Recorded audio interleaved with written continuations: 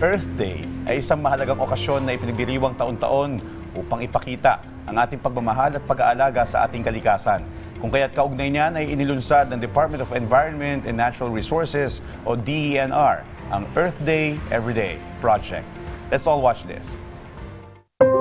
Taon-taon tuwing ika-22 ng buwan ng Abril ay ipinagdiriwang sa buong mundo ang Earth Day. Layunin nito na hikayatin ang bawat isa na suportahan at makiisa sa pagprotekta ng ating environment.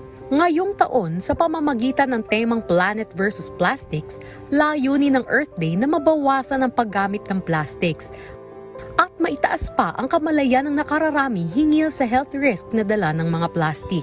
Upang makatulong sa layuning ito, ay inilunsad ng Department of Environment and Natural Resources o DENR ang Earth Day Everyday Project.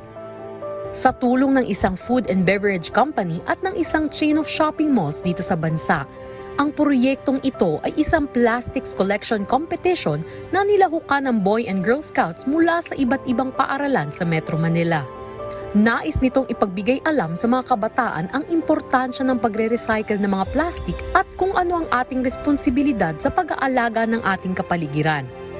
It's a very interesting activity that the DNR has created because we're engaging the most important and interesting sector, which is the youth, in their schools, because it's very important that we create that awareness on taking care of the environment. Dumalo rin sa launching ng Earth Day Everyday Project si DENR Secretary Maria Antonia Yulo Loizaga. Dumalo rin si Boy Scouts of the Philippines Secretary General Kim Robert De Leon at si Girl Scouts of the Philippines National President Cristina Lim Yuson para sa signing ng Pledge of Commitment para sa nasabing proyekto. Pagkatapos ng signing ay inanunsyo na ang mga paaralan na nagwagi sa kompetisyon na may pinakamarami o pinakamabigat na plastic bottles at plastic bags na nakolekta. Kaugnay pa rin ng Earth Day Everyday Project ay inilunsad rin ng isang chain of shopping malls ang kanilang proyekto, kung saan maaari ka mag-drop off ng iyong nakolektang recyclable waste and materials kapalit ng pera.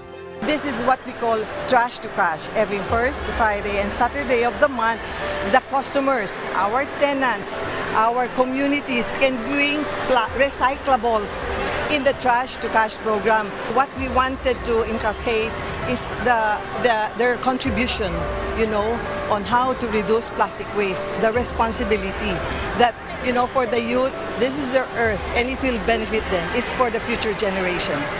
Sama-sama tayo patungo sa plastic-free planet para sa ating lahat at sa mga susunod pang henerasyon.